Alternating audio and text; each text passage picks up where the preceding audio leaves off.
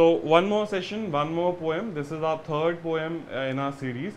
In the earlier two poems, we looked at how that yes, we're dealing with poetry and literature, and we should be looking at the second meaning, the layer, deeper meaning.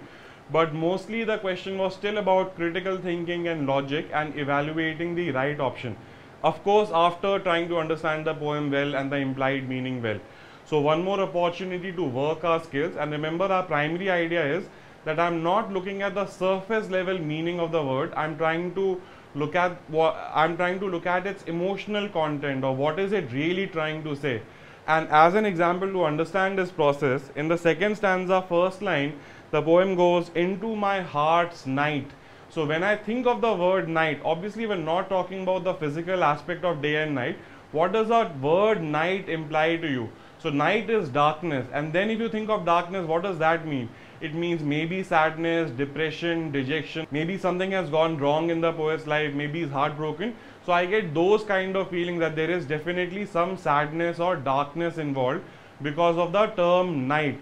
So that is what I mean by looking at the second meaning, the emotional meaning, the emotional content, or what is the feeling that the author is trying to convey essentially, right?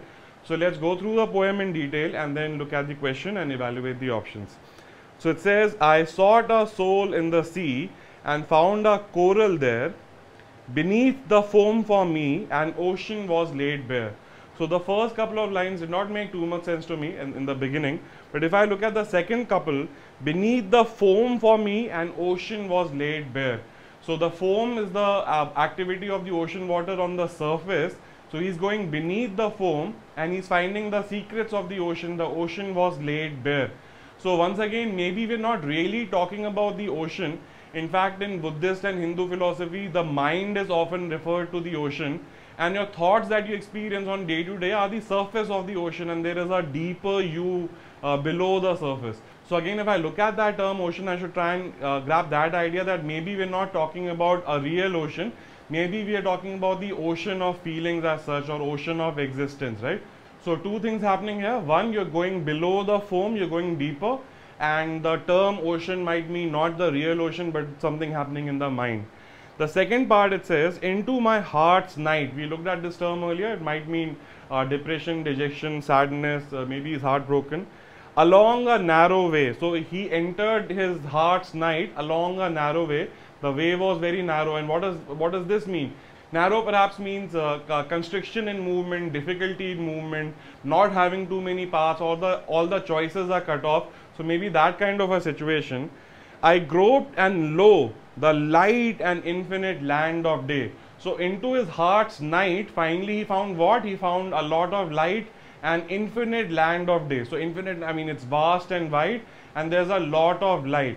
And remember, we started with the night. So if I compare the two examples, one was that I go below the foam and I find the ocean, and the other is I go inside my heart along a narrow passageway. It's night, but finally there is light. So in both these metaphors, the idea that I'm getting is go deeper or go inside, and there will be a result or a reward or a glorious day of light there.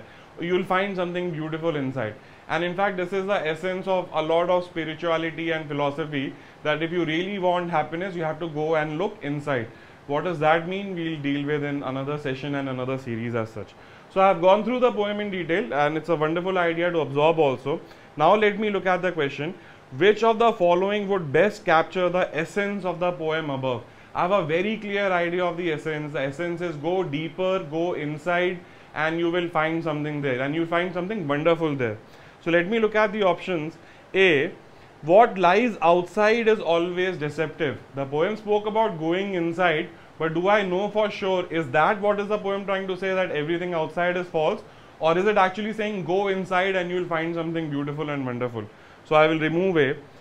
B, pursue the narrow path and avoid the broad ways. Is it about following a narrow path and avoiding the broad ways? Broad ways were not mentioned at all. But again, this should not be a debate at all anymore, because I understand the essence already to a certain extent. So once again, is the poem about following a narrow path? Not at all. C, external search is futile. explore the inner space for answers. This seems reasonably okay to me. I will keep it on the side. Let me look at the other options also just in case. D, heart's pathways are broad and clear to find the destination. Completely does not make any sense to me.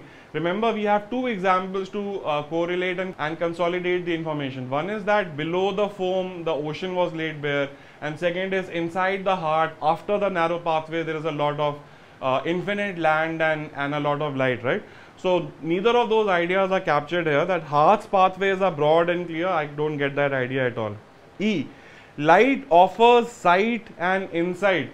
So maybe the second part you're looking at, oh, there was light mentioned there, but if you look at the first part, we're talking about the foam and going below the foam and finding the ocean naked. There is no mention of light there. So once again, this is not going to be my answer, and the answer is easy enough to pick once you go through that second meaning.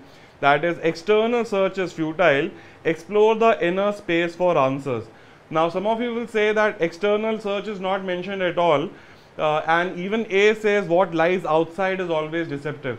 So A says what lies outside is deceptive, but it does not tell me that what lies inside is important, and that is only taken care of in C, and the rest of the options are basically not as good as C. Remember, these questions are not about the perfect answer, they are about the best possible answer. So always keep that idea in mind, that you might still be a little bothered about this particular phrasing, you might come up with a different phrasing, but it is still the best answer out of the given choices.